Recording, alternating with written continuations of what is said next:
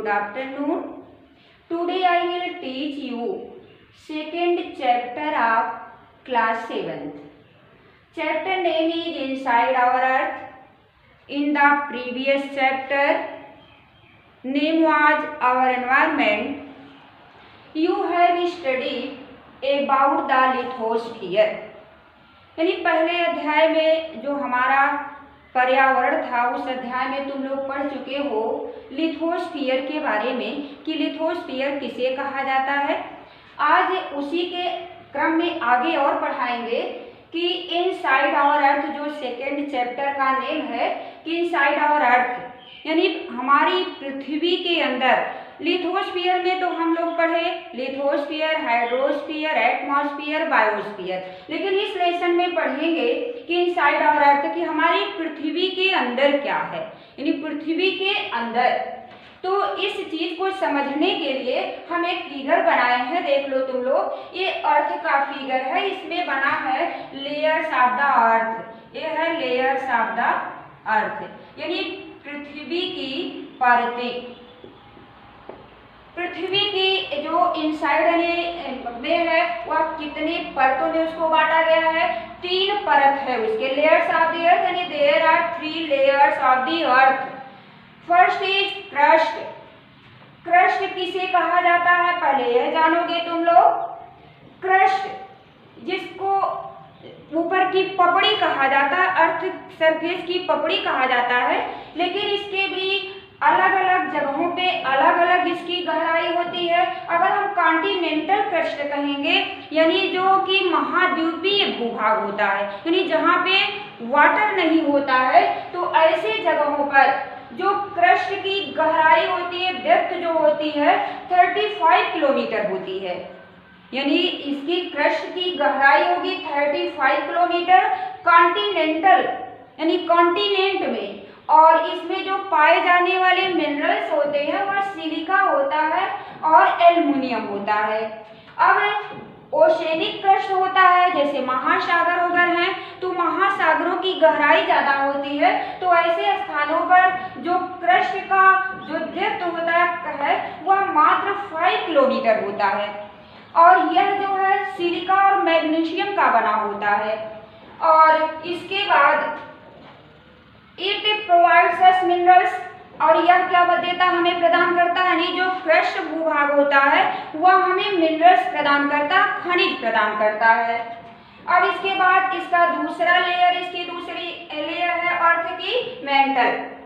अब इसकी गहराई जो डेप्थ है 2900 किलोमीटर थिक लेयर है यह। It is made of iron plus magnesium. यह आयरन और मैग्नीशियम से बना होता है और इसी में मैग्मा भी पाया जाता है, मॉल्टेन मैग्मा भी पाया जाता है। इसका टेम्परेचर जो होता है ज़्यादा होता है और जो है यह जो ऑर्गेनिक इरप्शन आदि होते हैं इसी लेयर के द्वारा होते हैं। फिर इसके बाद तीसरे स्थान पे आते हैं कोर। कोर यह सबसे निचली परत होती है, अर्थ की सबसे निचली जो लेयर होती है वह कोर होती है। It is the inner most layer of the अर्थ। यह पृथ्वी की सबसे निचली सबसे आंतरिक परत होती है। Its radius is 3500 kilometre. इसकी जो त्रिज्या होती है 3500 किलोमीटर होती है। It is made of heavy metals. यह भारी मेटल्स की बनी होती है। Its temperature is between 2200 degree Celsius to 5000 degree Celsius. इसका तापमान बहुत अधिक होता है, यानी 2200 डिग्री सेल्सियस से लेकर के 5000 डिग्री सेल्सियस तक होता है, यानी भिन्न भिन्न जगहों पर अलग अलग तरीके से होता है। तो इस तरह से हम लोग जाने कि जो हमारी अर्थ है इसका स्ट्रक्चर कैसा है और इसमें कितनी परतें हैं, कितनी लेयर्स है। पहली लेयर है क्रस्ट। क्रस्ट में कॉन्टिनेंटल क्रस्ट जिसकी डेप्थ 35 किलोमीटर, इसमें सिलिका और एल्युमिनियम पाया जाता है। ओशेनिक जो क्रस्ट होता है इसकी डेप्थ 5 किलोमीटर होती है और यह सिलिका और मैग्नीशियम का बना होता है और इसमें जो है मिनरल्स पाए जाते हैं, यानी हमें जो मिनरल्स मिलता है वह इसी लेयर के द्वारा प्राप्त होता है। फिर दूसरा नंबर है मेंटल। मेंटल किसे कहा जाता है? 2900 किलोमीटर इसकी थिक लेयर होती है और यह जो है आयरन और मैग्नीशियम से बना होता है। इसका टेम्परेचर बहुत अधिक होता है। मैग्मा यानी मॉल्टेन मैग्मा जो होता है इसी लेयर में पाया जाता है। अब कोर अंतिम है इसका कोर। यहाँ पे देखोगे तुम लोग, जैसे ए वाले इतनी जो गहराई है, इस फिगर में देखो इतनी गहराई क्रस्ट के अंतर्गत आएगी। इसमें जो है जहाँ पे ओशन आ रही है वहाँ पे 5 किलोमीटर मात्र है, 5 किलोमीटर, और जहाँ पे कॉन्टिनेंटल क्रस्ट है वहाँ पे 35 किलोमीटर है इसकी डेप्थ। और ये है मेंटल भूभाग है। इसकी गहराई तुम लोग देखे 2900 किलोमीटर। और फिर इसके बाद क्या है, यहाँ का टेम्परेचर बहुत अधिक होता है और जो मॉल्टेन मैग्मा होता है यहीं पे पाया जाता है। ये है इसका कोर, एकदम आंतरिक यानी इनर मोस्ट लेयर है, एक कोर है। कोर यहाँ का टेम्परेचर बहुत अधिक होता है यानी, और जो हैवी मेटल्स होते हैं इसी लेयर में पाए जाते हैं। अब इसके बाद आगे पढ़ेंगे टाइप्स ऑफ रॉक्स यानी चट्टानों के कितने प्रकार होते हैं। नंबर 1 है igneous rocks, number 2 sedimentary rocks और नंबर 3 मेटामॉर्फिक रॉक्स। अब पहले जानेंगे इग्नियस रॉक्स के बारे में कि इसका निर्माण कैसे होता है। जब वॉल्केनिक इरप्शन होता है तो अर्थ की लेयर्स जो मेंटल लेयर होती है उसमें जो मॉल्टेन मैग्मा होता है बहुत अधिक हीट होने के कारण क्या होता है, वह एक तरह से ज्वाला के रूप में, लावा के रूप में बाहर निकलता है, इरप्ट हो जाता है। और उसके कारण क्या होता है कि जो अंदर से अर्थ के सरफेस यानी जो उसकी लेयर होती है, मेंटल लेयर होती है, उससे जब बाहर निकल के आता हुआ तो कुछ दिनों के बाद वह क्या ठंडा हो जाता है। और ठंडा होने के बाद वही जो रॉक्स जब सॉलिड होती है तो इग्नियस रॉक्स बन जाती है, जिसको आग्नेय शैल कहा जाता है। और नंबर 2 है सेडिमेंट्री रॉक्स, यानी सेडिमेंट्री रॉक्स का निर्माण कैसे होता है। The deposited materials by the wind air plants are called sedimentary rocks, यानी ऐसे मटेरियल जो कि हवा के द्वारा, प्लांट्स के द्वारा या एनिमल्स आदि के द्वारा जिनका निर्माण होता है, जो डिपोजिट किए जाते हैं, उनसे सेडिमेंट्री रॉक्स का निर्माण होता है। अब नंबर 3 है मेटामॉर्फिक रॉक्स किसे कहा जाता है।